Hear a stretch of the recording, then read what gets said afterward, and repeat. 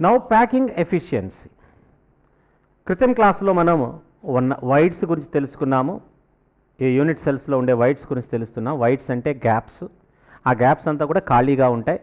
ఆ ఖాళీ స్థలం ఎక్కువగా ఉన్నట్లయితే ఆ క్రిస్టల్ లేదా ఆ సాలిడ్ అనేది మనకు డెన్సిటీ తక్కువగా ఉంటుంది. కాబట్టి ఆ డెన్సిటీ అనేది ఎలా లెక్కిస్తాము, ఒక యూనిట్ సెల్ యొక్క డెన్సిటీని ఎలా లెక్కిస్తాము అనే దానికి మనం ముందుగా చెప్పుకున్న 3 రకాల ఇంపార్టెంట్ టైప్స్ ఆఫ్ యూనిట్ సెల్స్ని ఇక్కడ మనం చూద్దాం. ఈ 3 రకాల యూనిట్ సెల్లో ఫస్ట్ వన్ వచ్చేసి ప్రిమిటివ్ యూనిట్ సెల్. దాన్ని మనం సింపుల్ క్యూబిక్ యూనిట్ సెల్గా మనం చెప్పుకోవటం జరిగింది. ఈ సింపుల్ క్యూబిక్ యూనిట్ సెల్ అనేది మనకి ఇలా ఉంటుంది. ఇలా ఉన్నప్పుడు ఒక ఫేస్ యాటమ్ను మనం చూసినట్లయితే ఆ ఫేస్లో 4 యాటమ్స్ కూడా మనకు అక్కడ ఆ రకంగా కనిపిస్తూ ఉంటాయి. అంటే ఫర్ ఎగ్జాంపుల్ ఈ యొక్క యూనిట్ సెల్ యొక్క ఫేస్ను మనం తీసుకుంటే ఆ ఫేస్లో 4 యాటమ్స్ కూడా ఆ రకంగా ఆ ఫేస్లో ఉంటాయి. ఈ 4 రకాల యాటమ్స్ ఉన్నప్పటికీ ఇది మాత్రమే యూనిట్ సెల్, మిగిలింది మొత్తం కూడా యూనిట్ సెల్కి సంబంధం లేని అంశం. ఈ పర్టికులర్ యూనిట్ సెల్ ఇంతవరకే. ఆ 4 యాటమ్స్ యొక్క న్యూక్లియస్ని కలిపే ఇమాజినేటరీ లైనే ఆ యూనిట్ సెల్గా మనం పరిగణలోకి తీసుకుంటాం. ఈ యూనిట్ సెల్లో మనం తీసుకుంటే ఇట్లా 4 వైపులా ఏ ఫేస్ తీసుకున్నా సరే నీకు అలాగే ఉంటుంది.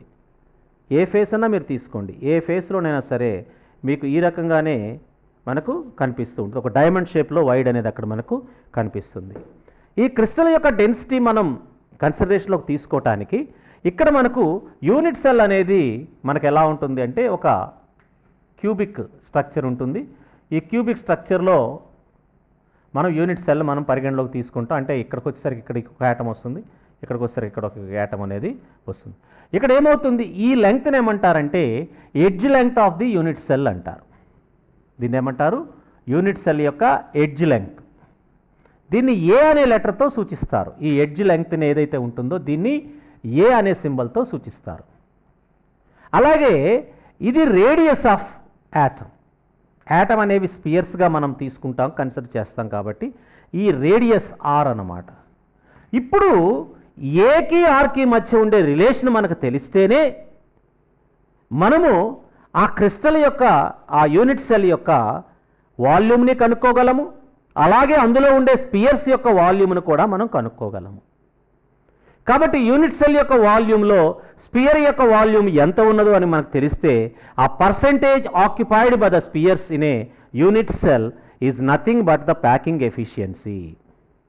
ఒక unit cell cubic unit cell మనం తీసుకున్నప్పుడు ఆ క్యూబిక్ యూనిట్ సెల్లో ఈ స్పియర్ షేప్లో ఉండే యాటమ్స్ మనం అరేంజ్ చేసినప్పుడు ఈ యాటమ్స్లో ఎంత పార్ట్ ఆ యూనిట్ సెల్ని ఆక్యుపై చేస్తుందో that percentage of portion occupied by the atoms or the constituent particles of that unit cell is said to be packing efficiency. ఒక యూనిట్ సెల్లో ఎంత పర్సెంటేజ్ ఆఫ్ వాల్యూము యాటమ్స్ చేత occupy ఉంటుందో calculate చేయటాన్ని మనం packing efficiency అంటాం.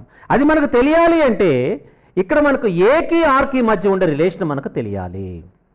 ఇక్కడ గమనించండి, యాటంలో ఉండే 2 యాటమ్స్ యొక్క రేడియస్ ఏకి సమానంగా ఉంటుంది. అంటే ఏ ఈజ్ ఈక్వల్ 2rకి సమానంగా ఉంటుంది.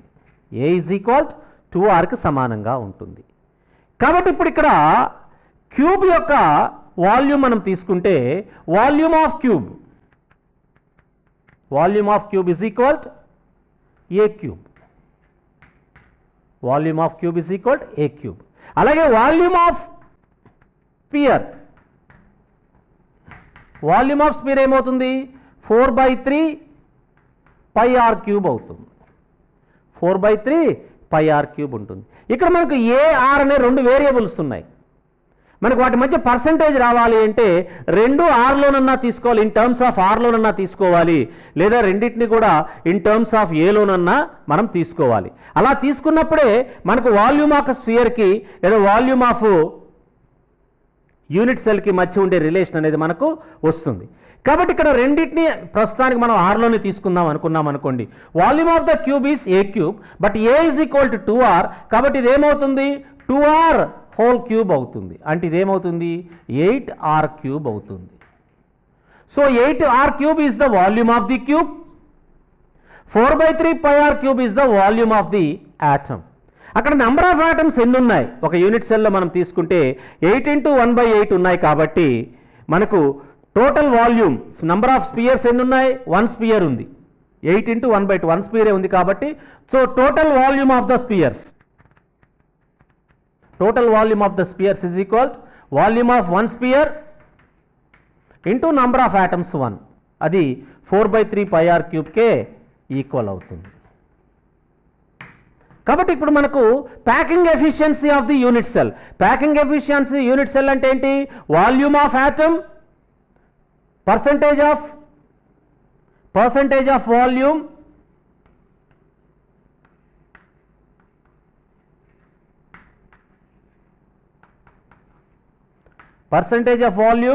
occupied by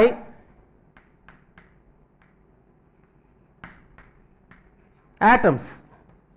Percentage of volume occupied by the atoms is equal to volume of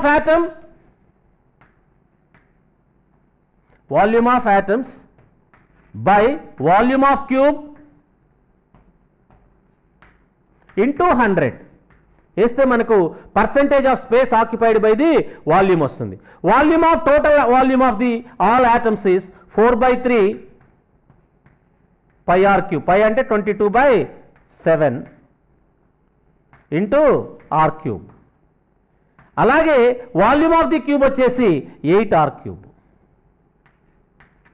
దీన్ని మనకు సింప్లిఫై చేస్తే మనకు ఎంత వస్తుందంటే ఇట్ అప్రాక్సిమేట్లీ 52.36 వస్తుంది. ఎందుకంటే r³ క్యాన్సిల్ అయిపోతుంది 52.36 వస్తుంది. This is the packing efficiency of A simple cubic unit cell.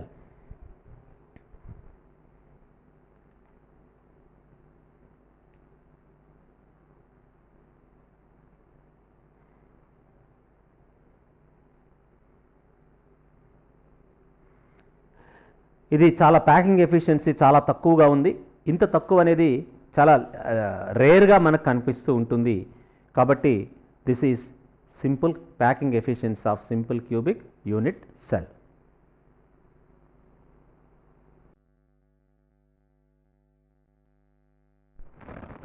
A is equal to 4r/√2. Volume of the cube is equal to a³, but A is equal to 4r/√2. So 4r/√2 whole cube is the volume of the cube.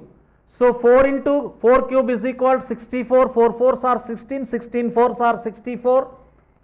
64 r³ by √2 into √2 is equal to 2 into √2. So this is the volume of the cube. Now volume of each sphere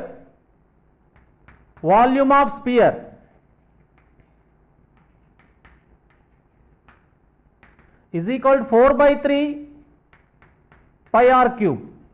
4/3 πr³.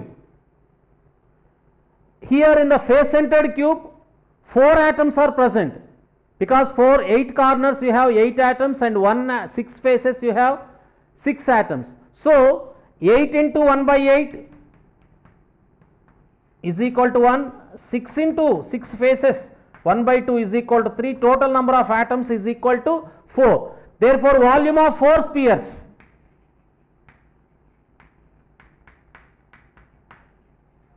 is equal to 4 into 4/3, that is 16/3 into 22/7 r³.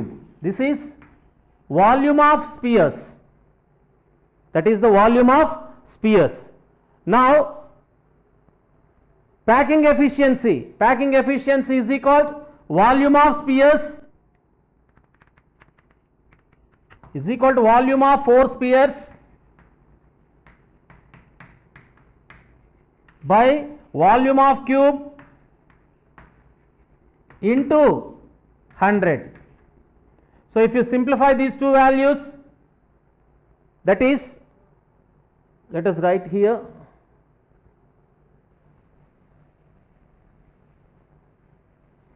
so volume of the 4 spheres packing efficiency, volume of 4 spheres 16/3 into 22 by 7 pi value and r cube by volume of cube 64 r cube by 2 root 2. R cube cancel. If you write like this, 16 by 3 into 22 by 7 into 2 root 2 by 64. So on simplifying this, you will get the value 74% approximately. This is packing efficiency of a face centered cube is 74%.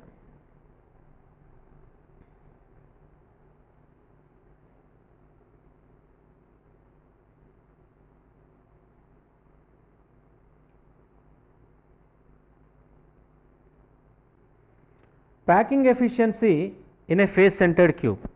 ఇక్కడ మనం ఇంతకుముందు చూసుకున్న 2 unit సెల్స్లో మనం చూసుకుంటే ఏకి ఆర్కి మధ్య ఉండే relation ఈజీగా మనం డ్రా చేయగలిగాం. సింపుల్ క్యూబ్ తీసుకున్నట్లయితే ఈ 2 రేడియస్లు మనం తీసుకున్నట్లయితే ఇదొక రేడియస్, ఇదొక రేడియస్, ఈ 2 రేడియస్లు ఏకి సమానంగా ఉన్నాయి కాబట్టి ఏ ఈజ్ ఈక్వల్ టు 2r అని ఈజీగా మనం క్యాలిక్యులేట్ చేయగలిగాం. అదేవిధంగా ఫేస్ సెంటర్డ్ క్యూబ్లో ఉన్నట్లయితే ఏకి ఆర్కి మధ్య డైరెక్ట్గా మనకు కాంటాక్ట్ లేదు, కానీ ఫేస్ డయాగ్నల్ అంటాం దీన్ని. ఈ ఫేస్ డయాగ్నల్ ఉండే యాటమ్స్ అనేవి మనకు కలిసి ఉన్నాయి కాబట్టి ఈ 2 వాల్యూస్ ఏ కాబట్టి దాని ఆధారం చేసుకొని దీని యొక్క వాల్యూని మనం క్యాలిక్యులేట్ చేసాం. ఇప్పుడు మనం తీసుకుంటున్న బాడీ సెంటర్లో atoms are not in contact either on side edge or on the face. ఫేస్లో మనకు కలిసి లేవు, సైడ్ ఎడ్జ్లో కూడా కలిసి లేవు. కాకపోతే మనం ఓపెన్ చేసినప్పుడు ఇక్కడ మనకు కలిసి ఉంటాయి. ఈ కలిసి ఉన్న భాగాన్ని మనం ఏమంటారంటే అంటే ఈ కార్నర్కు ఆపోజిట్ కార్నర్కు, అంటే ఇక్కడ ఆరెంజ్ ఇక్కడ చూడండి, ఈ ఆరెంజ్కు ఈ ఆపోజిట్లో ఉండే ఈ ఆరెంజ్కు ఈ రెండింటి మధ్య మనకు కాంటాక్ట్ అనేది మనకు కనిపిస్తుంది. In between orange and orange చూడండి, ఇక్కడ ఆరెంజ్కి మధ్య కాంటాక్ట్ ఉంది. ఇక్కడ చూడండి ఆరెంజ్ అనేది ఎక్కడుంది, ఈ మూలన ఆరెంజ్ ఉంది, మళ్ళీ ఈ మూలన ఆరెంజ్ ఉంది. కాబట్టి దాన్ని మనం బాడీ డయాగ్నల్ అంటాం. లేదా ఇక్కడ గ్రీన్ కలర్ ఉంది, ఇక్కడ గ్రీన్ కలర్ ఉంది, చూడండి గ్రీన్ టు గ్రీన్ ఇక్కడ మనకు కలిసి ఆరెంజ్ టు ఆరెంజ్ లేదా గ్రీన్ టు గ్రీన్ కలిసి ఉన్నాయి. ఇవన్నీ కూడా ఏంటంటే ఆపోజిట్ కార్నర్స్ అనమాట. వీటిని మనం బాడీ డయాగ్నల్స్ అంటారు. సో బాడీ డయాగ్నల్లో ఉండే యాటమ్స్ని మనకు కలిసి ఉన్నాయి కాబట్టి ఇక్కడ మనము వీటి రిలేషన్స్ని తీసుకురావడానికి 2 సార్లు ట్రిగ్నామెట్రీని ఉపయోగించవలసి ఉంటుంది. అంటే ఇక్కడ మనం తీసుకుంటే ఇది బాటమ్, ఇది ఇక్కడ బాటమ్ అని మనం తీసుకుంటే అట్లా ఇది ఈ బాటమ్ అనమాట. ఈ బాటంలో ఏది కలిసి లేవు, కాంటాక్ట్లో లేవు, కానీ బాటంలో ఇది ఏ అవుతుంది, ఇది ఏ అవుతుంది. కాబట్టి ఇది ఏ కాబట్టి ఈ రెండిటి ఏల ఆధారంగా ఈ ఫేస్ డయాగ్నల్ మనం కనుక్కోగలం. ఇది ఫేస్ డయాగ్నల్. ఈ ఫేస్ డయాగ్నల్ ఏమవుతుంది, ఏసీ అవుతుంది అనమాట. కాబట్టి AC is equal root of BC square plus AB square అవుతుంది. అంటే this is equal a square plus a square that is equal to root 2a square that is equal to root 2 into a అవుతుంది. కాబట్టి ఈ value వచ్చింది, AC value వచ్చింది, root 2a వచ్చింది. Another triangle is this. ఈ ట్రయాంగిల్లో మనకేముంది, triangle ADC. ఈ ట్రయాంగిల్ ఏడిసిలో CD value is a, AC value is 2 root a. దాన్ని బేస్ చేసుకొని ఏడి యొక్క వాల్యూ బాడీ డయాగ్నల్ యొక్క వాల్యూని మనం లెక్క కట్టాలి. కాబట్టి body diagonal AD is equal root of AC square plus DC square. AC square ఎంత ఉంటుంది, 2 root a root 2a root 2a whole square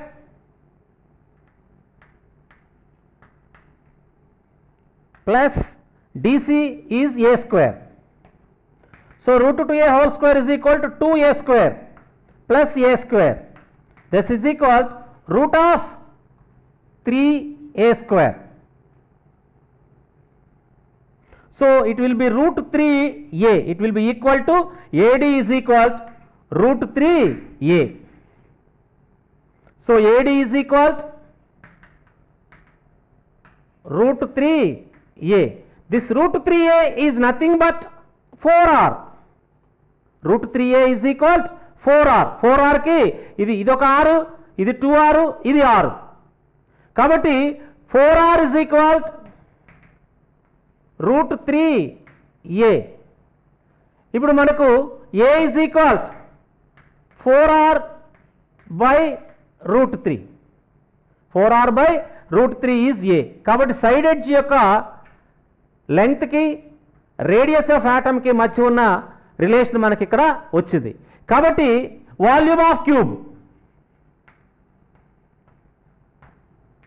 is equal a cube. A value ఎంత? 4r by √3 whole cube. అప్పుడు 4 యొక్క cube వచ్చేసి 64 అవుతుంది.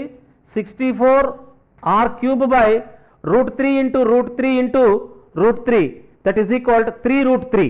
64r cube by 3√3. This is volume of cube. Now how many atoms are present in a body centered cube? 8 corners లో 8 atoms ఉన్నాయి. So 8 into 1/8 is equal to 1 and 1 at the body center. కాబట్టి 2 atoms ఉన్నాయి. కాబట్టి volume of 2 atoms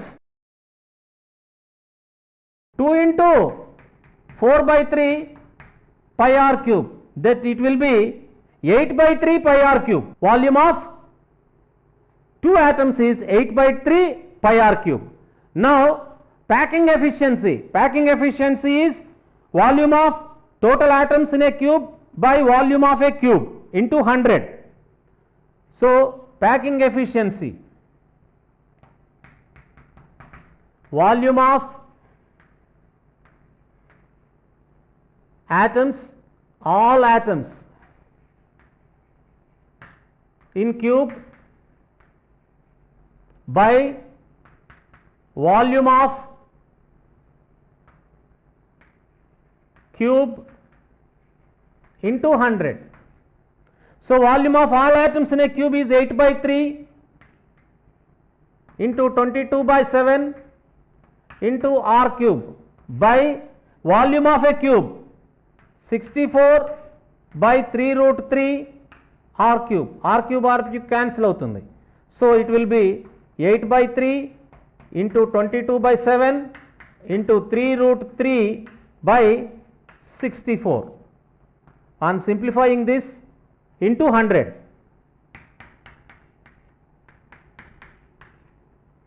so on simplifying this we will get 68%. This is packing efficiency of body centered cube.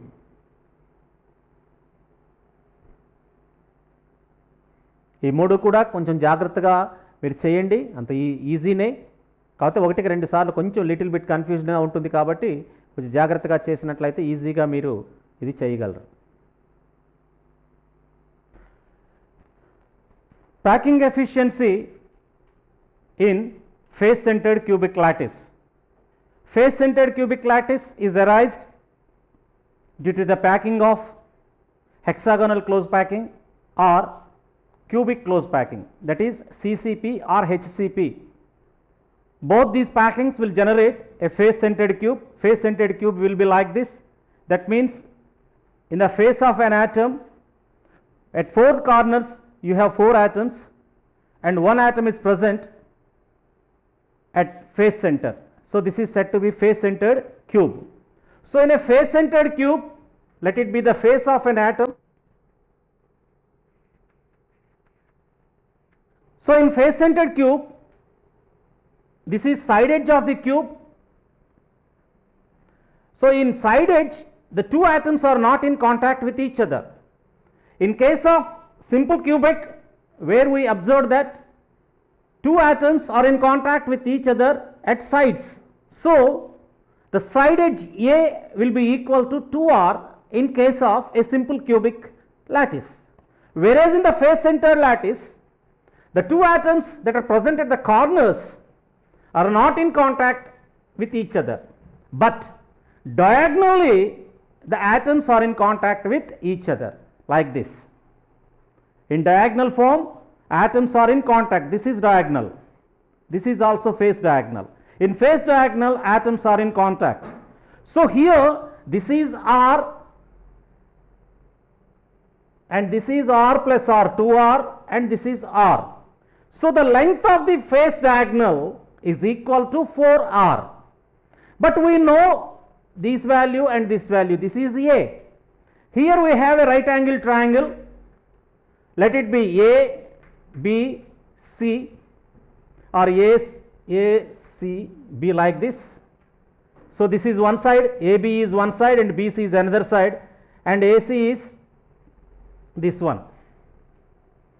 So here, according to trigonometry, AC square is equal to AB square plus BC square. This is Pythagoras theorem, you know, that squares of the sum of the sides are equal to square of the this one. So AC square is equal to, or AC is equal to root of AB square plus BC square. AB is small a and BC is small a, so it will be A square plus A square, that is root of 2A square.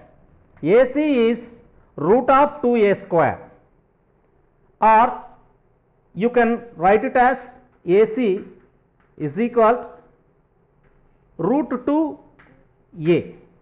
This root 2A is equal to 4R, because this is 1R, this is 1R, this is 1R, and this is 1R. R plus 2R plus R, 4R. Therefore, A is equal to 4R by root 2. Now, the volume of the cube is A cube. Volume of the cube is A cube. Then it will be 4R by root 2 whole cube, that is equal to 64 R cube by 2 root 2. This is the volume of a cube. Now here face centered, we have 8 atoms in 8 corners and 6 face atoms are present. Each face atom contributes 1 by 2 to this unit cell. Since 6 faces are there, 6 into 1 by 2, it will be equal to 3. And at 8 corners we have 8 atoms, so 8 into 1 by 8, each corner atom contributes 1/8. So 8 into 1 by 8 is equal to 1. So total atoms present in a face centered cube is equal to 4. So volume of sphere is equal to 4 by 3 pi r cube. This is the formula to calculate the volume of a sphere. మనకు spear యొక్క volume calculate చేయడానికి formula మనకు తెలుసు, 4/3 pi r cube. ఇక్కడ మనకి ఎన్ని spheres ఉన్నాయంటే total number of spheres in a face centred cube is equal to 4. So total volume of 4 spheres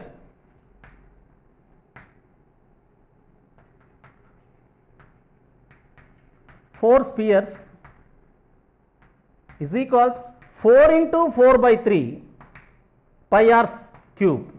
That will be 16/3 pi r cube. Now packing efficiency. Packing efficiency is nothing but volume of the cubes by volume of the, total volume of 4 atoms by total volume of the cube into 100. So packing efficiency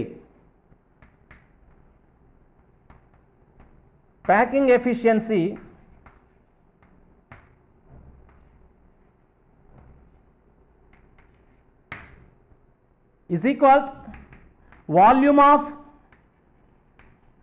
4 atoms by volume of cube into 100.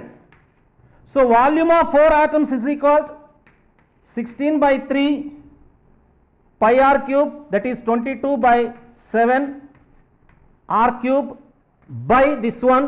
So it will be reversed, that will be into 2 root 2/64 r cube. R cube is cancelled. Then on further simplification, this value will be equal to 74%.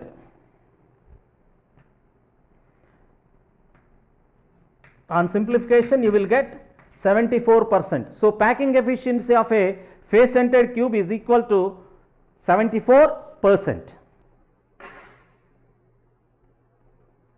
Crystal defects. Crystal defects means స్ఫటిక లోపాలు. Crystal defects అంటే స్ఫటిక లోపాలు. మనకు తెలుసు అది అయానిక స్ఫటికం కానివ్వండి, లోహ స్ఫటికం కానివ్వండి, అందులో ఉండే అణుఘటకాలు ఒక క్రమ పద్ధతిలో అమరి ఉంటాయి. ఈ క్రమ పద్ధతిలో అమరి ఉండకుండా ఏదైనా ఒక రెగ్యులర్ ప్యాటర్న్కి భిన్నంగా ఏదైనా ఒక కొత్త అమరిక ఉన్నట్లయితే వాటిని డిఫెక్ట్ లేదా లోపము అని అంటారు. Crystal defect or crystal imperfection.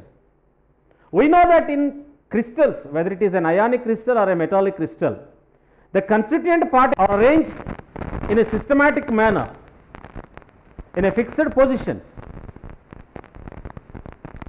If due to some reasons, generally these reasons are arranged due to the difference in the temperatures. When temperature increases, the orderly arrangement will have slight changes. Because of those changes, this perfect arrangement may become imperfect. So those imperfections in the arrangement of constituent particles in a crystal is said to be crystal defect or crystal imperfections. ఈ crystal defects, crystal imperfections లో మనకు point defects అని అంటారు, అలాగే line defects అంటారు. ఇలా రకరకాలుగా పేర్లతో వాటిని పిలుచుకుంటారు. అంటే ఒక లైన్లో వచ్చే మార్పులో వచ్చే డిఫెక్ట్స్ని లైన్ డిఫెక్ట్ అని, లేదా ఒక పాయింట్స్లో వచ్చే వాటిని పాయింట్ డిఫెక్ట్స్ అని ఇలా రకరకాలుగా చెప్పుకుంటూ ఉంటారు. ఈ డిఫెక్ట్స్లో ముఖ్యంగా మనము 3 రకాలుగా ఈ డిఫెక్ట్స్ని క్లాసిఫై చేసుకోవచ్చు. The crystal defects can be classified into 3 types. They are stoichiometric defects, non stoichiometric defects and impurity defects. Stoichiometric defect, non-stoichiometric defect and impurity defect. Stoichiometric defect, stoichiometry అంటే ఏంటి? What is stoichiometry? Stoichiometry అంటే ఏంటి? ఏదైనా ఒక ముఖ్యంగా ionic కాంపౌండ్స్లో ఈ stoichiometric defects మనం చూస్తూ ఉంటాం. In ionic compound, for each and every ionic compound there will be a formula. For example sodium chloride if you take, we call sodium chloride as NaCl. ఇక్కడ NaClలో అయానిక్ కాంపౌండ్స్లో ఏ 2 అయాన్ల మధ్య కూడా మనకు bond అనేది ఏమీ ఉండదు. Each positive ion is surrounded by negative ions and each negative ion is surrounded by positive ions. కాబట్టి ఇక్కడ మనం తీసుకుంటే అలా తీసుకున్నప్పుడు ప్రతి పాజిటివ్ అయాన్ చుట్టూ నెగిటివ్ అయాన్స్ ఉంటాయి, ప్రతి నెగిటివ్ అయాన్ చుట్టూ కూడా మనకు పాజిటివ్ అయాన్స్ అనేవి ఉంటూ ఉంటాయి. ఈ టెంపరేచర్ చేంజెస్ వల్ల వెన్ టెంపరేచర్ ఇంక్రీజెస్, ఇందులో ఉండే కొన్ని అయానుల్లో మనకు ఎస్కేప్ అవుతూ ఉంటాయి దాంట్లో నుంచి. దానివల్ల ఆ స్టాయికియోమెట్రీ అంటే ఆ ఫార్ములాకు అనుగుణంగా ఆ అయానుల యొక్క నిష్పత్తి ఉండకపోవచ్చు. ఇక్కడ స్టాయికియోమెట్రిక్ డిఫెక్ట్ అంటే ఏంటంటే క్రిస్టల్లో లోపం ఏర్పడినప్పటికీ, even though the defect is arised in the crystal, ionic crystal, the ratio of these positive and negative ions is not changed even after the defect is arised. Such defects are said to be stoichiometric defect. అంటే defect వల్ల స్టాయికియోమెట్రీలో ఎలాంటి మార్పు లేకుండా ఉన్నట్లయితే అలాంటి వాటిని stoichiometric defect అంటారు.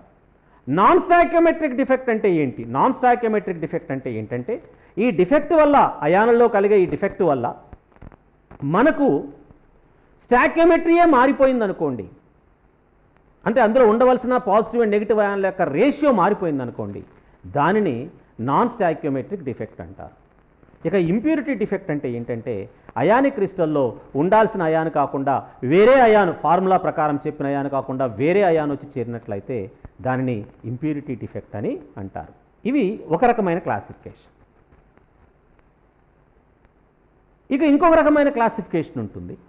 ఆ క్లాసిఫికేషన్ ఏంటంటే ఎలాంటి లోపాలు జరుగుతూ ఉంటాయి వీటిలో. ఒకటి వచ్చేసి వేకెన్సీ డిఫెక్ట్. వేకెన్సీ డిఫెక్ట్ అంటే క్రిస్టల్లో ఉండాల్సిన కన్స్టిట్యూయెంట్ పార్టికల్స్ ఏవైతే ఉంటాయో ఆ పార్టికల్స్ క్రిస్టల్లో నుంచి డిసప్పేర్ అవుతూ ఉంటాయి. టోటల్గా ఆ బల్క్లో నుంచి బయటకు వెళ్ళిపోతాయి, అక్కడ ఖాళీ నుంచేస్తాయి. ఒకవేళ అయానిక్ క్రిస్టల్స్ అయినట్లయితే ఆ ఖాళీలలో ఎలక్ట్రాన్స్, పాజిటివ్ ఛార్జ్ అయాన్స్ ఏయో ఒకటి అక్కడ ఉంటూ ఆ ఎలక్ట్రికల్ న్యూట్రాలిటీని మెయింటైన్ చేస్తూ ఉంటాయి. అలాంటి వాటిని ఏమంటారంటే వేకెన్సీ డిఫెక్ట్స్ అంటారు. ఈ వేకెన్సీ డిఫెక్ట్ వల్ల ఏమవుతుందంటే క్రిస్టల్ వాల్యూమ్లో ఎలాంటి మార్పు ఉండదు, బట్ కన్స్టెంట్ పార్టికల్లో మార్పు అనేది ఉంటుంది. అంటే ఫర్ ఎగ్జాంపుల్ ఇక్కడ మనం ఒక క్రిస్టల్ తీసుకున్నాం, ఈ క్రిస్టల్లో మనకి ఎన్ని ఇటు నుంచి 4 చూపిస్తున్నాం, ఇటు నుంచి 4 చూపిస్తున్నాం. సపోజ్ ఇలా చూసుకుంటే మొత్తం 16 పార్టికల్స్ ఉన్నాయి. ఈ 16 పార్టికల్స్లో ఏదో ఒక పార్టికల్ అట్లా మిస్ అయింది అనుకోండి, లేదా ఇంకో చోట ఇంకో పార్టికల్ అలా మిక్స్ అయింది అనుకోండి, total volume of the crystal is not changed, but there are 2 vacancies are arranged. దీన్ని ఏమంటారంటే వేకెన్సీ డిఫెక్ట్ అని అంటారు. అంటే క్రిస్టల్లో ఉండాల్సిన కన్స్టెంట్ ఉండాల్సిన పార్టికల్లో ఉండకుండా డిజపీర్ అయిపోతే దాన్ని వేకెన్సీ డిఫెక్ట్ అంటారు. ఈ వేకెన్సీ డిఫెక్ట్స్ అనేవి అలా ఉంటాయి. ఇక రెండవ రకమైన డిఫెక్ట్ ఉంటుంది. ఈ రెండవ రకమైన డిఫెక్ట్స్లో ఏమవుతుందంటే ఇక్కడ ఉండాల్సిన పార్టికల్ ఇక్కడ ఉండకుండా ఆ డిస్ప్లేస్ అయిపోయి వేరే ప్లేస్లోకి వెళ్ళి చేరుతుంది. అట్లాగే ఇక్కడ ఉండాల్సిన పార్టికల్ వచ్చేసి ఇక్కడెక్కడో వచ్చి చేరుతుంది. అంటే టోటల్గా యూనిట్ సెల్లో మనకు 16 పార్టికల్స్ అయితే కనిపిస్తూ ఉన్నాయి, కానీ ఉండాల్సిన ప్లేస్లో ఉండకుండా అవి వేరే ఇతర ప్లేసెస్లో అవి ఉండటం అనేది జరుగుతూ ఉంటుంది. ఇలాంటి వాటిని ఏమంటారు అంటే ఇంటర్స్టీషియల్ డిఫెక్ట్స్ అంటారు, అల్పాంతర లోపాలు అంటారు. అంటే ఆ అనుఘటకము ఉండవలసిన స్థానంలో కాకుండా వేరే కొత్త ప్రదేశంలో అది ఆక్రమించినట్లయితే క్రిస్టల్ లోపలే ఉంటుంది, యూనిట్ సెల్ లోపలే ఉంటుంది, కానీ ఉండవలసిన ప్లేస్లో కాకుండా వేరే సాట్లో ఉంటే దాన్ని ఇంటర్స్టీషియల్ డిఫెక్ట్స్. ఇందాకేమైంది, అసలు కంప్లీట్గా డిసప్పీర్ అయిపోయింది, దాన్ని వేకెన్సీ డిఫెక్ట్ అంటారు. ఇది ఇంటర్స్టీషియల్ పాయింట్స్లోకి వచ్చింది, దీన్ని ఇంటర్స్టీషియల్ డిఫెక్ట్స్ అంటారు. కాబట్టి ఇంటర్స్టీషియల్ డిఫెక్ట్స్లో డెన్సిటీ మారదు, వేకెన్సీ డిఫెక్ట్స్లో డెన్సిటీ అనేది మారుతుంది. సో ఇవి 2 రకాలు. ఇక మూడవది వచ్చేసేసి impurity defect. Suppose for example ఇలా ఉంది, ఇలా ఉన్నప్పుడు ఇదొక మెటల్, సపోజ్ మెటల్ ఐరన్ మెటలే ఉందనుకుందాం. ఇక్కడ ఈ ఐరన్ మెటల్లో ఉండాల్సిన ఒక అయాను మిస్ అయిపోయి అక్కడ ఏదో ఇంకొక మెటల్ వచ్చి చేరుతుంది. అంటే అది మీ మెటల్కు సంబంధించిన అనుఘటకం కాదు, ఆ స్థానంలో వేరే అనుఘటకం వచ్చి అక్కడ చేరింది. అలాంటి వాటిని ఏమంటారు అంటే ఇంప్యూరిటీ డిఫెక్ట్స్ అంటారు. అదే అయానిక్ కాంపౌండ్స్లో ఏమవుతుందంటే సపోజ్ ఫర్ ఎగ్జాంపుల్ ఒక పాజిటివ్ అయాన్ మిస్ అయిపోయి ఇక్కడ ఇంకో ప్లేస్లో ఏమవుతుందంటే ఒక టోటల్ పాజిటివ్ అండ్ నెగిటివ్ ఛార్జెస్లో ఎలక్ట్రికల్ న్యూట్రాలిటీ అనేది మనకు ఉంది. ఎందుకని ఒక పాజిటివ్ అయాన్ బయటికి వెళ్ళిపోయింది, కానీ ఇక్కడ వచ్చిన ఈ డబుల్ పాజిటివ్ అయాన్ అనేది ఇది ఒరిజినల్గా ఈ క్రిస్టల్కి సంబంధించిన అయాన్ కాదు, కొత్త అయాన్ వచ్చేరింది. So this is also said to be impurity defect అనమాట. కాబట్టి ఇక్కడ మనకున్న ఈ డిఫెక్ట్స్లో మనము చూసుకున్నట్లయితే ఈ డిఫెక్ట్స్ని మనము ముందు బేసికల్గా 2 రకాలు, వేకెన్సీ డిఫెక్ట్, ఇంటర్స్టీషియల్ డిఫెక్ట్స్. ఈ వేకెన్సీ డిఫెక్ట్ కానీ ఇంటర్స్టీషియల్ డిఫెక్ట్ కానీ మళ్ళీ 3 రకాలుగా వాటిని క్లాసిఫై చేసుకోవచ్చు. అవేంటంటే stoichiometric defects, non stoichiometric defects, impurity defects. ఇప్పుడు 1 by 1 మళ్ళీ మనం చూద్దాం. ఈ స్టాయికియోమెట్రిక్ డిఫెక్ట్స్లో మనకు తీసుకున్నట్టు ఇప్పుడే చెప్పుకున్నాము, ఇంటర్స్టీషియల్ డిఫెక్ట్స్ అని మరియు వేకెన్సీ డిఫెక్ట్స్ అని. ఈ ఇంటర్స్టీషియల్ వేకెన్సీ డిఫెక్ట్స్లో ముఖ్యంగా షార్ట్ కీ డిఫెక్ట్, ఫ్రాంకిన్ డిఫెక్ట్స్ అని ఉంటాయి.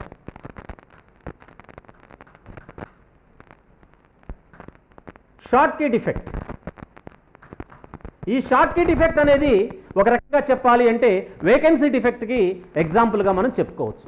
ఈ షార్ట్ కీ డిఫెక్ట్లో ఏంటంటే ముఖ్యంగా ఇవన్నీ what ever the defect it may be, it is due to the change in the temperature changes వల్ల కలుగుతున్నాయి. అందువల్ల వీటిని థర్మోడైనమిక్ డిఫెక్ట్స్ అని కూడా అంటారు. ఈ షార్ట్ కీ డిఫెక్ట్లో ఏం జరుగుతుందంటే ఈ షార్ట్ కీ డిఫెక్ట్లో క్రిస్టల్లో ఉండవలసిన ఒక పాజిటివ్ అయాను ఇంకొక నెగిటివ్ అయాను క్రిస్టల్లో నుంచి డిజప్పీర్ అయిపోయి అక్కడ వేకెన్స్ సైట్స్ని వదిలేస్తాయి. అలా వేకెన్స్ సైట్ని వదిలేసినట్లయితే అలాంటి వాటిని ఏమంటారు అంటే షార్ట్ కీ డిఫెక్ట్ అంటారు. అంటే ఇది ఒక రకంగా చెప్పుకోవాలంటే వేకెన్సీ డిఫెక్ట్ కింద వస్తుందన్నమాట. షార్ట్ కీ డిఫెక్ట్ అనేది వేకెన్సీ డిఫెక్ట్. సో అయానిక్ కాంపౌండ్లో ఒక పాజిటివ్ అయాను ఒక negative ion are equal number of positive and negative ions, అవి 2 అయినా కావచ్చు, 2 పాజిటివ్ అయాన్లు 2 నెగిటివ్ అయాన్లు ఈక్వల్ రేషియోస్లో ఒక క్రిస్టల్లో నుంచి బయటకు వెళ్ళిపోయినట్లయితే దాన్ని మనం ఏమంటారంటే షార్ట్ కీ డిఫెక్ట్ అంటారు. ఈ షార్ట్ కీ డిఫెక్ట్ అనేది టెంపరేచర్ మీద ఆధారపడి ఉంటుంది. ఉదాహరణకు మనం తీసుకున్నట్లయితే NaCl క్రిస్టల్లో రూమ్ టెంపరేచర్ వద్ద ప్రతి యూనిట్ సెల్లో మనకు 10⁻15 లాటిస్ పాయింట్స్, అంటే ప్రతి యూనిట్ సెల్కి ఒక నంబర్ ఆఫ్ డిఫెక్ట్స్ మనం తీసుకున్నట్లయితే 10⁻15 ఉన్నట్లయితే లాటిస్ పాయింట్స్ ఉన్నట్లయితే డిఫెక్ట్స్, అదే మనకు 775K వద్ద మనకు అంటే 10⁻15 యూనిట్ సెల్కి ఒక డిఫెక్ట్ కనిపిస్తుంది రూమ్ టెంపరేచర్ వద్ద. అదే టెంపరేచర్ పెరిగి 775K వద్ద ఫర్ ఎవ్రీ 10⁻6 యూనిట్ సెల్స్ ఒకటి కనిపిస్తుంది. అదే 1075K వద్ద 10⁻4 యూనిట్ సెల్స్లో ఒక డిఫెక్ట్ అనేది మనకు కనిపిస్తుంది. అంటే నంబర్ ఆఫ్ డిఫెక్ట్స్ అంటే పర్సంటేజ్ ఆఫ్ డిఫెక్ట్స్ అనేవి అవుతున్నాయంటే ఇంక్రీజ్ అవుతున్నాయి. రూమ్ టెంపరేచర్ దగ్గర 10⁻16 defects for at room temperatures, అంటే 10⁻16 యూనిట్ సెల్స్లో ఒక డిఫెక్ట్ కనిపిస్తుంది. అదే మనకు 775K వద్ద కేవలం 10⁻6 యూనిట్ సెల్లో ఒక డిఫెక్ట్ కనిపిస్తుంది. అదే 1075 దగ్గర 10⁻4 యూనిట్ సెల్స్లో ఒక డిఫెక్ట్ మనకు కనిపిస్తుంది. అంటే దాదాపుగా ఇక్కడ మనం తీసుకుంటే రూమ్ టెంపరేచర్ ఇక్కడికి 4 times ఇంక్రీజ్ అనేది మనకు కనిపిస్తూ ఉంటుంది నంబర్ ఆఫ్ డిఫెక్ట్స్ అనేవి. Not 4 times, sorry, 10⁻4 times defects మనకు ఇంక్రీజ్ అవుతున్నాయి యాజ్ టెంపరేచర్ ఇంక్రీజెస్. సో దీనికి ఎగ్జాంపుల్గా మనం తీసుకున్నట్లయితే షార్ట్ కీ డిఫెక్ట్కి మనకు ఎగ్జాంపుల్స్గా మనం తీసుకున్నట్లయితే ముఖ్యంగా NaCl, KCl, CSCl ఇలాంటివన్నీ కూడా, KBr ఇలాంటివన్నీ కూడా మనకు ఈ షార్ట్ కీ డిఫెక్ట్స్ని ఎక్స్ప్రెస్ చేస్తూ అంటే కనిపి ఉంటాయన్నమాట. ఇక రెండవ లోపం వచ్చేసి ఫ్రాంకెల్ డిఫెక్ట్. ఈ ఫ్రాంకెల్ డిఫెక్ట్ మనకు తీసుకున్నట్లయితే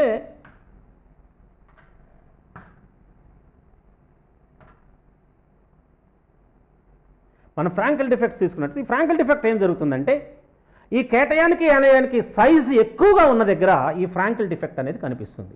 ఒక రకంగా చెప్పాలి అంటే it is both vacancy defect and interstitial defect.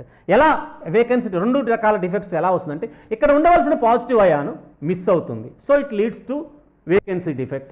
ఈ మిస్ అయిన పాజిటివ్ అయాన్ మళ్ళీ చేంజ్ చేస్తుందంటే ఇంకా ఉండాల్సిన ప్లేస్లో కాకుండా ప్లేస్లో వచ్చి సెటిల్ అవుతుంది. అలా ఇక్కడ ఉండవలసిన నెగిటివ్ అయాన్ ఉండాల్సిన ప్లేస్లో ఉండకుండా అది ఈ పక్కకు వచ్చి ఎక్కడో సెటిల్ అవుతుంది. అంటే positive ion negative ions within the క్రిస్టలే ఉన్నాయి, బట్ ఉండవలసిన ప్లేస్లో ఉండకుండా వేరే ప్లేస్ ఉన్నాయి. ఉండవలసిన ప్లేస్లో కూడా వేరే ప్లేస్లో ఉంటేనేమో దాన్ని ఇంటర్స్టీషియల్ డిఫెక్ట్ అంటాం. అలాగే ఇక్కడ వేకెంట్ చేస్తుంది కాబట్టి ఇది వేకెన్సీ డిఫెక్ట్ కింద కూడా వస్తుంది. It both implies. దీన్ని మనం ఏమంటే ఫ్రాంకెల్ డిఫెక్ట్ అంటారు. So Frenkel defect is one type of interstitial defect, whereas short key defect is vacancy defect. In other words, ఈ ఫ్రాంకెల్ డిఫెక్ట్లో బోత్ రెండు రకాలుగా కూడా మనం పరిగణలోకి తీసుకోవచ్చు అన్నమాట. ఈ రెండు చాలా important, Schottky defect and Frenkel defect.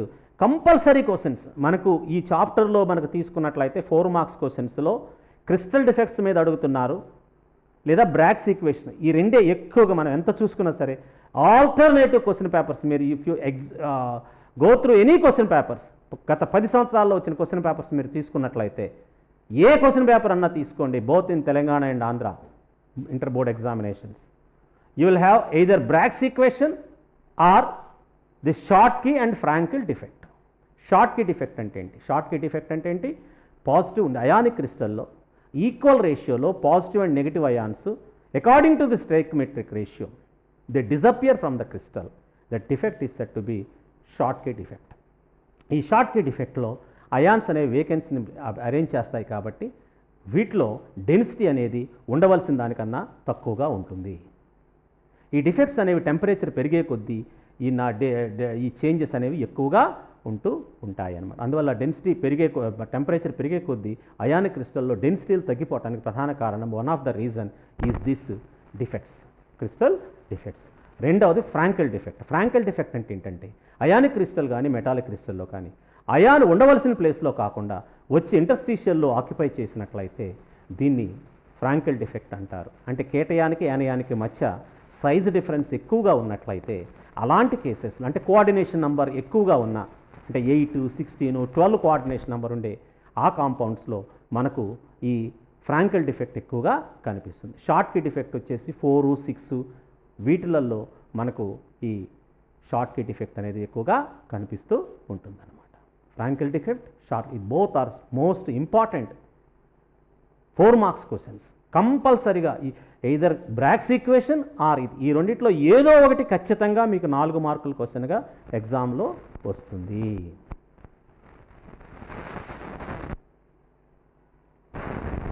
Next ఇక మనం తీసుకున్నట్లయితే నాన్ స్టాయికియోమెట్రిక్ డిఫెక్ట్స్ అంటే ఏంటి? నాన్ స్టాయికియోమెట్రిక్ డిఫెక్ట్స్ అంటే ఏంటంటే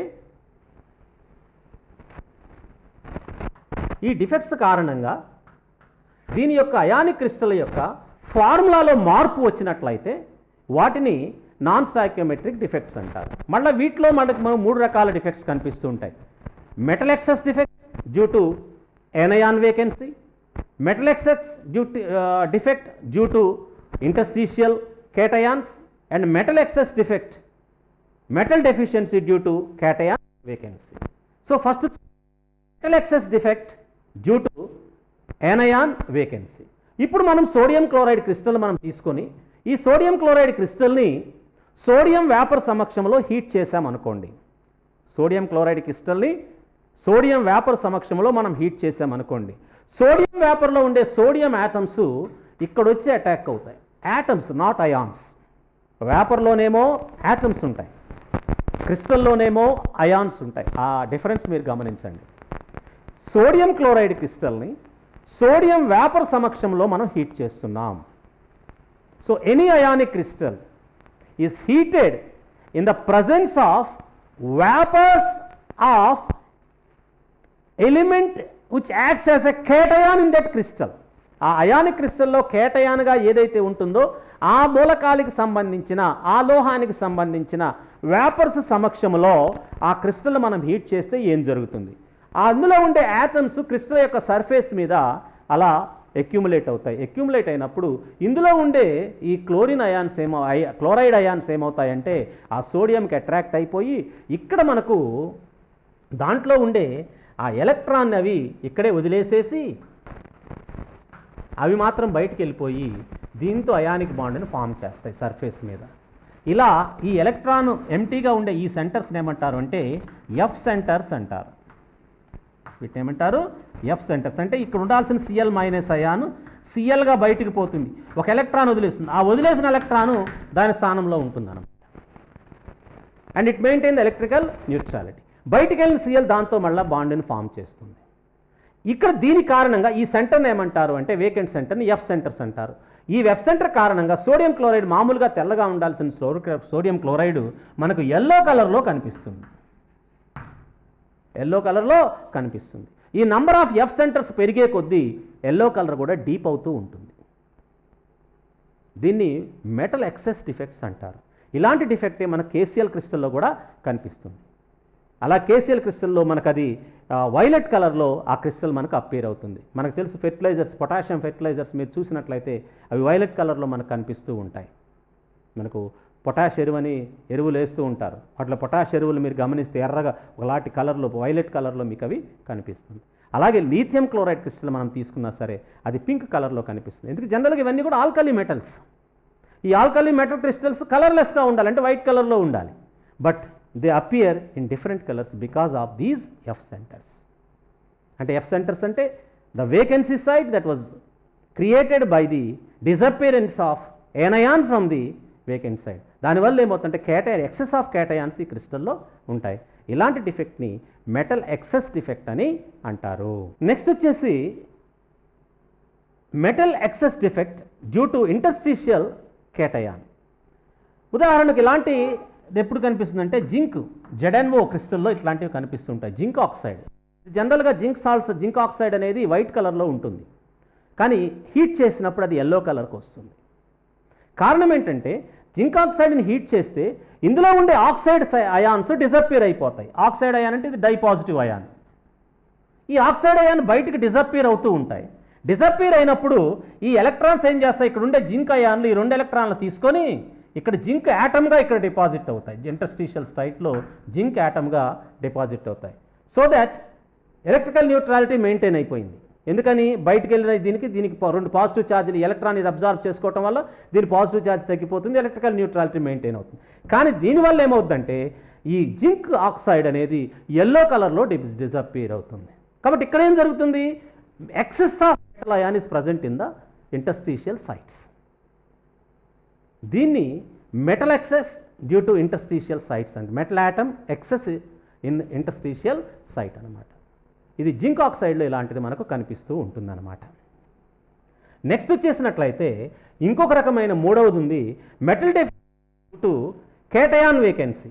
metal deficiency due to cation vacancy అంటే ఫర్ ఎగ్జాంపుల్ మనం తీసుకున్నట్లయితే FeO ఫెర్రిక్ ఆక్సైడ్.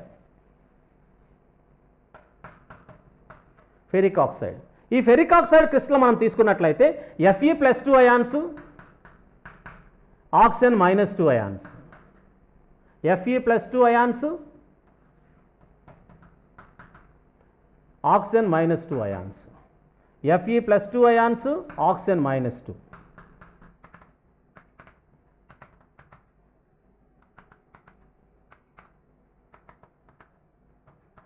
ఇలా ఉంటాయి. ఇవి టెంపరేచర్ పెరిగినప్పుడు ఏమవుతాయంటే ఇందులో ఉండే ఒక Fe+2 అయాను డిజపియర్ అవుతుంది. Fe+2 అయాన్ డిజపియర్ అయితే ఏమైంది, 2 పాజిటివ్ ఛార్జీలు తగ్గిపోయినాయి. కాబట్టి 2 positive charge electrical neutrality maintain చేయడం కోసం ఈ ఇక్కడుండే Fe+2 Fe+3గా మారుతుంది, ఇక్కడుండే Fe+2 కూడా Fe+3గా మారిపోతుంది. అందువల్ల total positive charges total negative charges లెక్కేసుకుంటే నీకు ఈక్వల్గా కనిపిస్తాయి, టోటల్ ఛార్జ్ ఈక్వల్గా కనిపిస్తాయి. బట్ నెంబర్ ఆఫ్ అయాన్స్లో మళ్ళీ వేరియేషన్ మీకు కనిపిస్తుంది. ఒక Fe+2 డిజపియర్ అయితే దాని అడ్జసెంట్లో ఉండే Fe+2లు 2 +2లు +3లుగా కన్వర్ట్ అవుతూ ఉంటాయన్నమాట. Metal deficiency due to cation vacancy. ఇక్కడ కేటయాన్ వేకెన్సీ ఉంది. సో ఇలాంటి defect vacancy due to absence of a cation. But how electrical neutrality is maintain. ఇక పక్క నుండి అయాన్ల యొక్క ఛార్జ్ పెరగటం ద్వారా ఎలక్ట్రికల్ న్యూట్రాలిటీ అనేది మెయింటైన్ అవుతుంది. సో దీన్ని ఏమంటారు అంటే metal deficiency due to cation vacancy. ఇది FeO, క్యూప్రస్ ఆక్సైడ్, Cu2O, వీటిల్లో మనకి ఇలాంటి డిఫెక్ట్స్ మనకు కనిపిస్తూ ఉంటాయన్నమాట. ఇక మూడవ రకం డిఫెక్ట్ వచ్చేసి ఇంప్యూరిటీ డిఫెక్ట్. ఇందాకనే మనం చెప్పుకున్నాం, మెటల్ క్రిస్టల్లో కానీ మెటల్ ఆటంలో కానీ ఉండవలసిన దాంట్లో కన్నా వేరేది ఒకటి చేరితే దాన్ని ఇంప్యూరిటీ డిఫెక్ట్ అని అంటారు. ఉదాహరణకు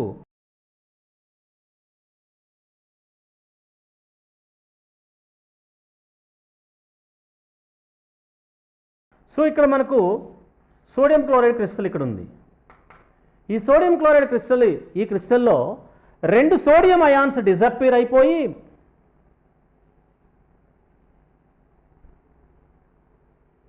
వాటి స్థానంలో ఒక Sr+2 వచ్చి చేరింది అనుకోండి. 2 కేటయాన్స్ డిజపియర్ అయిపోయాయి. అప్పుడేముంది, 2 పాజిటివ్ ఛార్జీలు బయటికి వెళ్ళిపోయాయి, నెగిటివ్ ఛార్జ్ ఇంక్రీజ్ అవుతుంది. కానీ దాన్ని కాంపెన్సేట్ చేయడం కోసం డైపాజిటివ్ ఛార్జ్ ఉండే ఒకే ఒక స్ట్రాన్షియం వచ్చి అక్కడ చేరుతుంది. దీన్ని ఇంప్యూరిటీ డిఫెక్ట్ అని అంటారు. కాబట్టి అయానిక్ కాంపౌండ్స్లో డిఫెక్ట్స్ వచ్చినప్పటికీ కూడా ఎలక్ట్రికల్ న్యూట్రాలిటీ అనేది మెయింటైన్ అవ్వాలి. అంటే టోటల్ పాజిటివ్ ఛార్జ్ అనేది టోటల్ నెగిటివ్ ఛార్జ్కి ఎల్లప్పుడూ కూడా ఈక్వల్గా ఉండాలి.